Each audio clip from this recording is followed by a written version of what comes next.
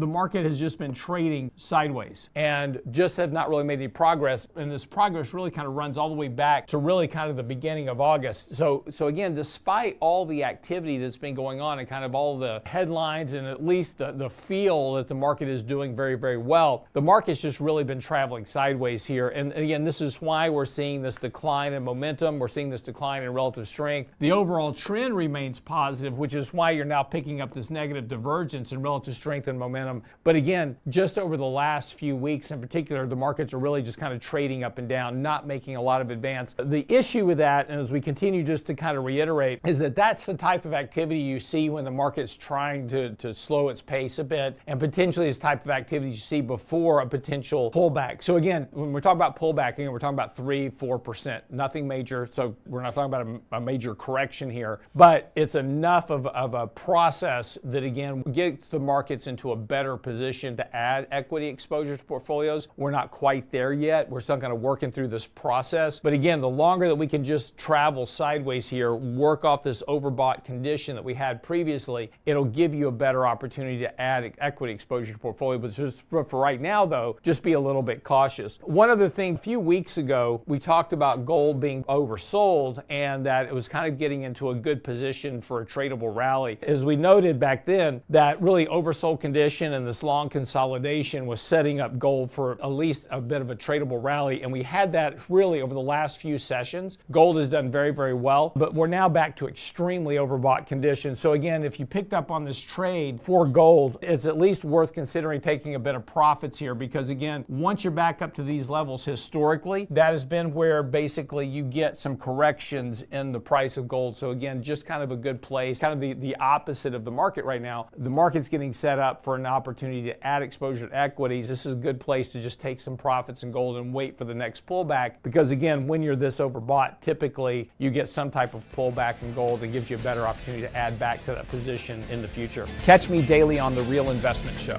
The link is in the description.